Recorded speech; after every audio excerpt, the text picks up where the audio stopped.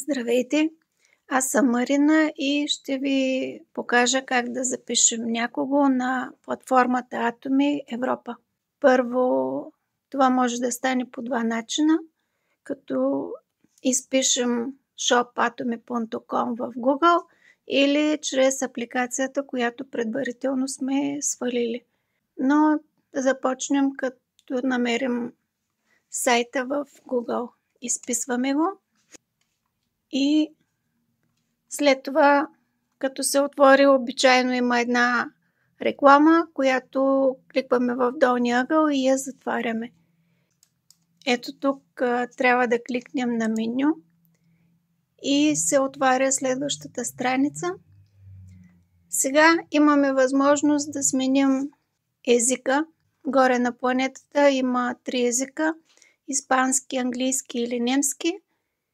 Но само оттам. Ако кликнем да преведем от 3 точки самия Google да превежда страницата, не препоръчвам, защото тогава дава грешки. Сега кликваме на Join Us, за да направим регистрацията. И ето тук ни се отварят.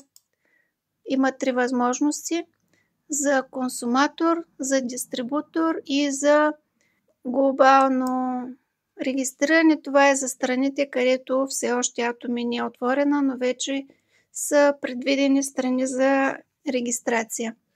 Препоръчвам да изберем за консуматор, тъй като се случва понякога, когато изберат за дистрибутор, да не качат някой документ както трябва или документа да не се вижда добре и докато го одобрят, човек не може да пазарува, не може нищо да прави. По-добре първо само за консуматор и след това винаги може да се превърне в дистрибутор.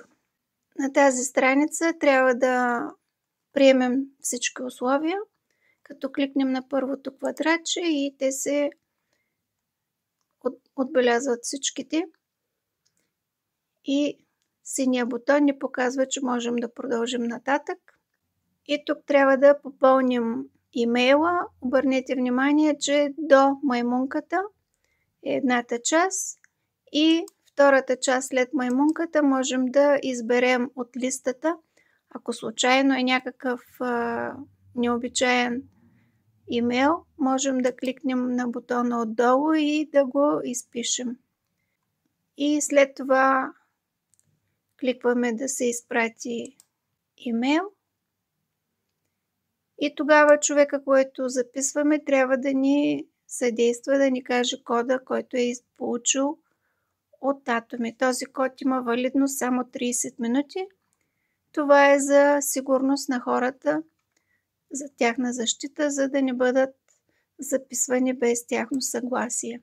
Когато сложим кода, потвърждаваме и продължаваме нататък. И тук вече трябва да попълним данните на човека, в коя държава се намира, имената, да изберем датата на раждане, важно е да бъде написана правилно, пол и паролата. Паролата трябва да има поне 8 знака, главна буква, малки букви и специален знак и цифри. И я повтаряме на долния ред и след това с Next продължаваме нататък. Ето тук ни пита дали имаме спонсор. Кликваме на да, yes и с синия бутон продължаваме нататък, където трябва да изпишем ID номера на този спонсор. Изписваме го и след това кликваме на лупичката, за да търсим, да проверим дали наистина този е човека. И показва ни човека и виждаме част от данните. Ако е този, кликваме на синия бутон да потвърдим и ни показва къде точно ще се намира човека отдолу, отляво или отдясно. Обикновено първият е в ляво и след това вдясно. Това ни го показва за всеки случай, да не би все пак някой да е регистрирал и да отворим линията на някого, нещо, което не бива да правим. Също така можем да изберем същия център или да изберем някой друг, ако човека има по-наблизо. И оттам нататък натискаме Next и продължаваме. И след това ни показва отново данните за последно да видим дали всичко е окей. И като кликнем в квадратчето за потвърждение, вече можем да получим номера на регистрирания човек и честито извършили сме една успешна регистрация.